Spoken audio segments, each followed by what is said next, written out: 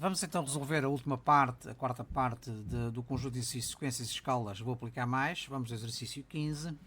O enunciado é o seguinte: a razão entre o número de cães, de gatos e de cães observados diariamente numa clínica veterinária é de 3 para 5, isto é, 3 gatos para 5 cães. Num dos dias da semana, o número total de cães e gatos observados foi 32. Indica a expressão que permite determinar o número de gatos observados nesse dia.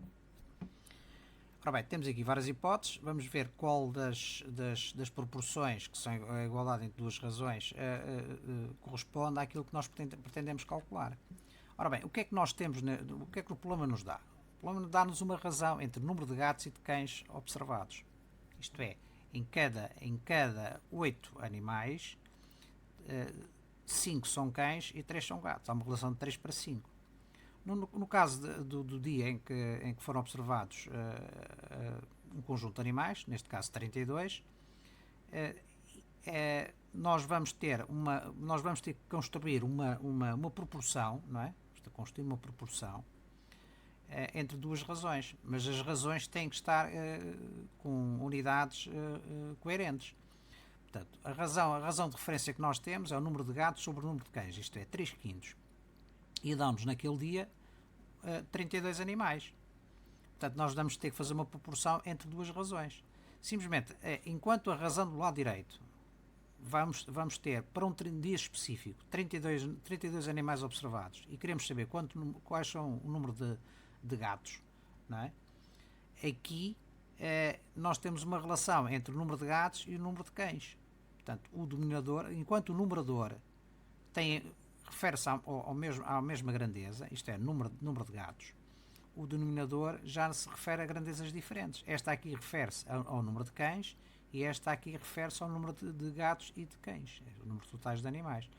Logo, temos que converter a razão de referência para uma razão coerente com a razão que nós queremos calcular. Isto é, vamos ter um quociente entre o número de cães e o número de animais como referência. Ora, neste caso, o número de animais são 3 mais 5, são 8, não é? E o número de gatos são 3. Então já podemos construir a proporção 3 oitavos é igual ao número de gatos sobre 32. Porque neste caso nós temos no numerador a grandeza número de gatos e no denominador temos a grandeza número de animais. Isto é, número de cães mais número de gatos. Mas de qualquer modo vamos analisar proporção a proporção.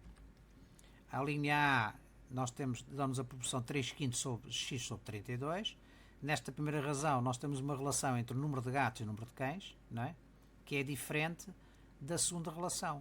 A segunda relação, o que é que nos dá? Dá-nos o número dá-nos o x, o número que nós queremos calcular, que neste caso é o número de gatos, mas o denominador dá-nos o número total de animais. Portanto, os denominadores não estão em coerência, não é? Logo, esta proporção não está devidamente construída. A linha B já é a nossa proporção. Nós temos 3 sobre 8, isto 8 é 5 mais 3, os tais 3 gatos mais 5 cães, e dá para x igual a 32, e calculamos o número de gatos, não é?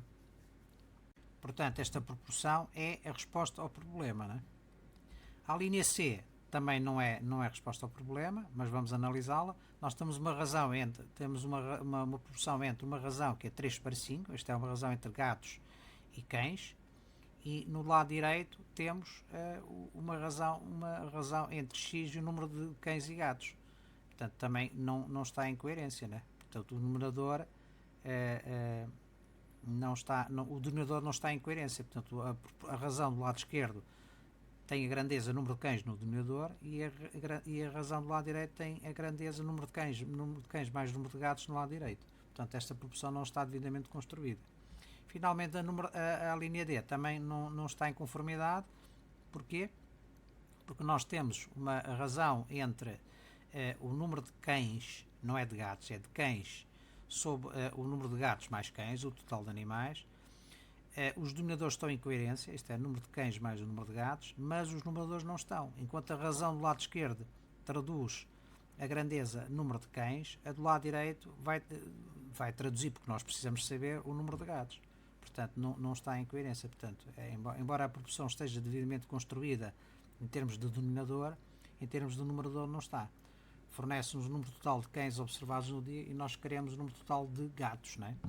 Portanto, se calcularmos isto assim, íamos obter o número de cães observados e nós pretendemos o número de gatos. Portanto, este problema, vamos fazer aqui uma análise só. Nós temos a razão de referência 3 para 5, este é o número de gatos observados no dia sobre o número de cães observados no dia. E se vamos tentar calcular o número de gatos e de cães observados, sem resolver a proporção, o que é que acontece? Vamos arranjar frações equivalentes a esta, multiplicando por 2, por 3, por 4, por aí fora, de tal modo que o número total de animais, o número total de gatos mais o número total de cães seja igual a 32. Ora, vamos ver, se multiplicarmos o 3 quintos por 2, fica 3 vezes 2, 6, 5 vezes 2, 10, dá 6 décimos. Temos 6 gatos para 10 cães no dia.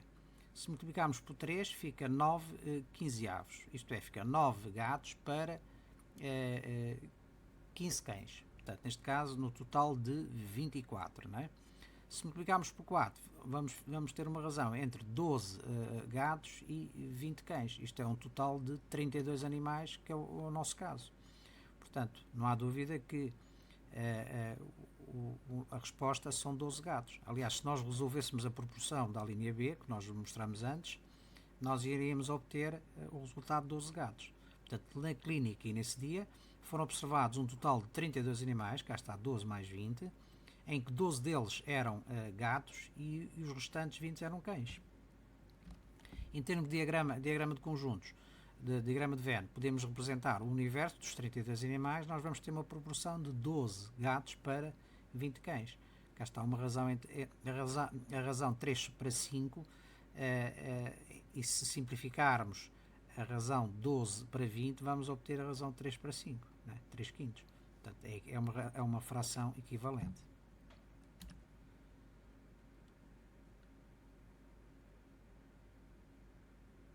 Vamos então resolver o exercício número 16, vai tratar-se de um exercício de proporcionalidade direta. A partir da fotografia da figura foi feito um póster de 60 cm por 78 cm. Portanto, temos aqui a fotografia, 10 cm por 13, e constitui-se um póster de 60 por 78. As dimensões da fotografia e do póster são diretamente proporcionais, justifica a tua resposta. Portanto, nós temos a fotografia que tem de 10 cm por 13, e o póster vai ficar com 60 por 78. Vamos ver qual é o número que nós temos que multiplicar 10 para dar 60. Neste caso é 6, não é? E vamos verificar qual é o número que nós temos que multiplicar 13 para dar 78. Também verificamos que é 6. Então, estamos perante duas grandezas que são diretamente proporcionais, comprimento e largura. Portanto, duas grandezas são diretamente proporcionais. Quando uma varia numa determinada proporção, a outra também varia na mesma proporção. Neste caso, uma foi multiplicada por 6 e o comprimento, a largura, o comprimento também foi multiplicado por 6. Portanto, podemos dizer que as duas grandezas aumentam na mesma proporção, portanto, são diretamente proporcionais.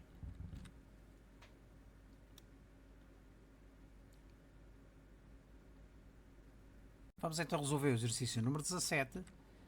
A Marta quer modificar a disposição dos móveis na sua sala de estar. As dimensões reais da sala são as indicadas na figura. Portanto, é um quarto ou uma sala de 3,5 metros por 2,5 metros.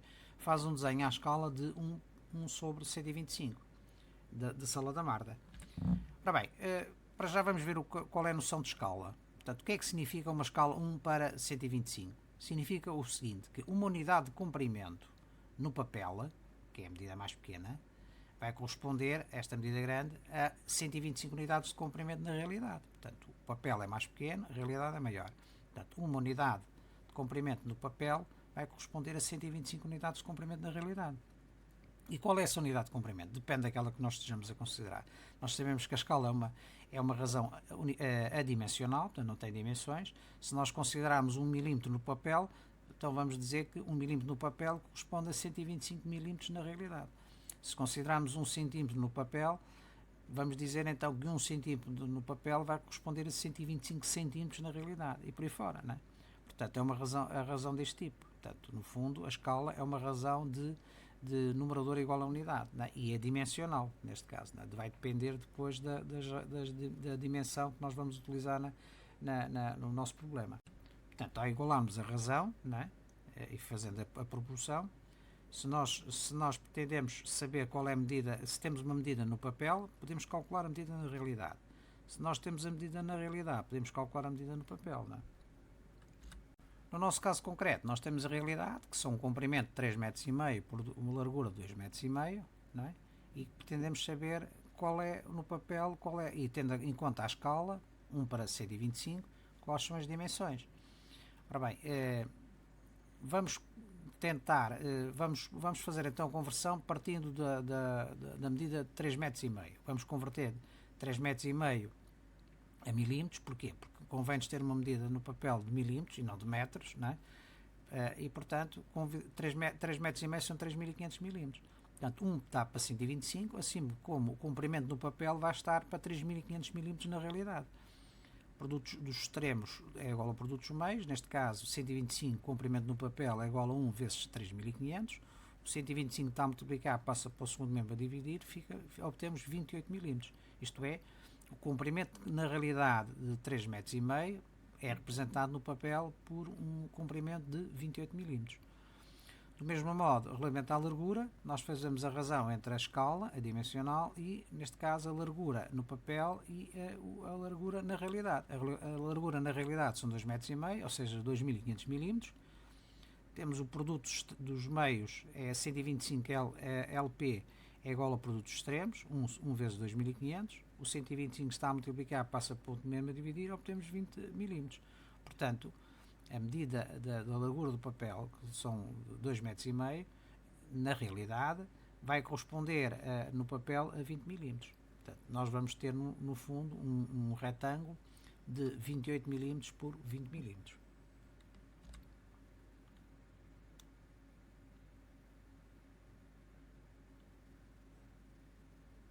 Vamos então resolver o exercício número 18, que vai estar associado ao conceito de escala e razão unitária. Faz as medições necessárias e determina a escala utilizada na representação da borboleta, sabendo que o seu comprimento real é 6 cm. Portanto, o comprimento real da borboleta, esta medida, é 6 cm.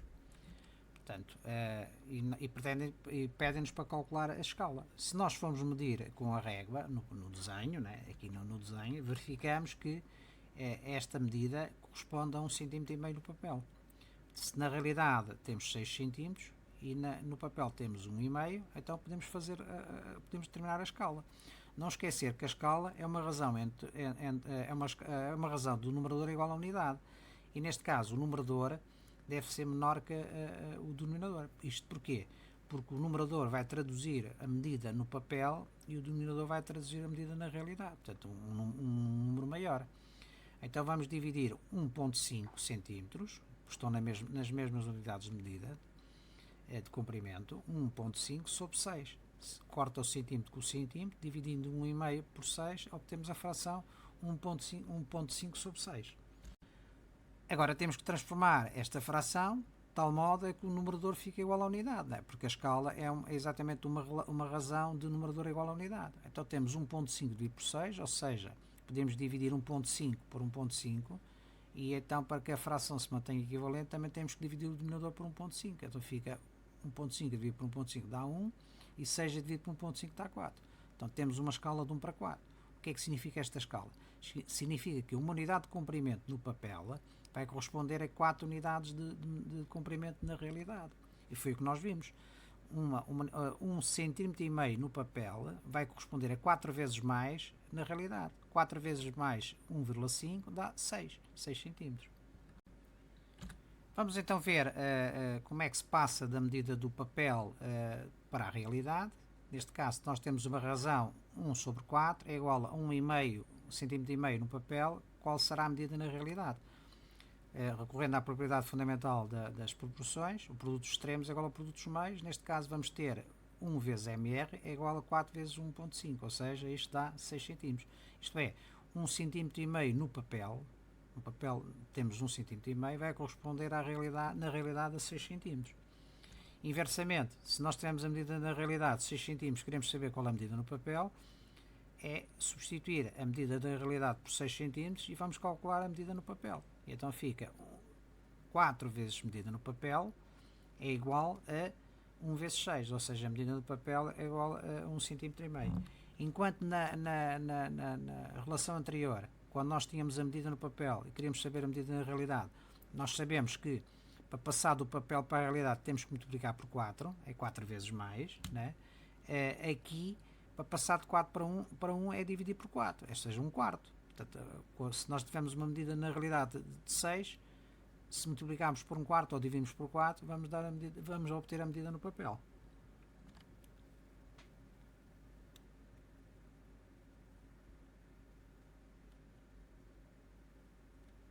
Vamos então finalmente resolver o último exercício, o exercício 19 do conjunto de exercícios, sequências e escalas. O enunciado é o seguinte: observa a informação apresentada na figura seguinte. Determina em qual das duas papelarias a caixa de lápis de cor é mais barata. Portanto, na papelaria da escola nós temos a caixa a custar 14 euros com desconto de 10%, e na papelaria da Anitta, junto à casa da Anitta, onde a Anitta habita, temos a mesma caixa, custa 16 euros, mas com um preço de 15% de desconto. Dá a ideia, se nós fizermos uma análise muito rápida, que vale a pena comprar na Anitta, porque o desconto é maior. Mas atenção, 15% está relacionado com o preço de custo. Tens 15% sobre 16 euros e aqui tens 10% sobre 14. Embora tenhas um desconto menor do que aquele, este preço é menor do que aquele. Portanto, é preciso ver qual deles é que é mais barato. Portanto, o conceito de desconto, nós temos o todo e temos um desconto, uma parte que vai ser retirada, esta parte, né? Uma parte que vai ser retirada ao todo. No primeiro caso, nós temos o todo igual a 14 euros, né? E na segunda parte temos o todo igual a 16 euros. Aqui vais retirar 10%, né? 10% é 10 sobre 100, é 0,1. E aqui vais retirar 15% de 16. 15% é 0,15. Este aqui são 10% de 14 e aqui são 15% de 16. Vamos resolver o problema por dois métodos. O primeiro método, vamos calcular o desconto primeiro, o valor do desconto, e depois retirar ao preço total o valor do desconto.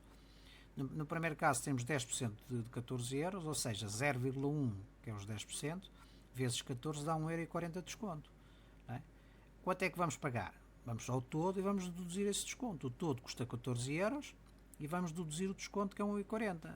Portanto, a caixa de lápis vai ficar por 12,60. No segundo caso, temos 15% sobre 16 euros, que é 2,40€. Cá está, o desconto é maior. No primeiro caso temos um desconto de 1,40€, no segundo temos um desconto de 2,40€.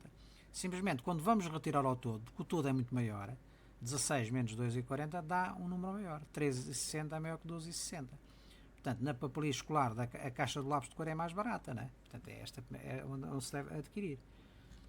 No segundo caso, vamos calcular diretamente o preço a pagar. Vamos ver a percentagem logo direta. Portanto, se temos o todo que é 100% e temos um desconto de determinada percentagem, no primeiro caso temos 100% menos 10%, quanto é que nós vamos pagar? Vamos pagar esta parte azul que é 90%, certo? No segundo caso já é diferente, temos 100%, menos 15%, temos 85%, né? Portanto, esta parte aqui, para o segundo caso é 85%, no primeiro caso é 90%. Simplesmente este 90%, que é 0,9, 90 sobre 100, vamos multiplicar por 14 euros. Quanto é que dá? Dá os tais 12,60. Estes 85% vezes 16 dá 13,60. Como tu vês, os resultados são os mesmos. Portanto, tens dois métodos para resolver o problema. Convém perceber os dois porque é importante ver o problema de várias maneiras, não é?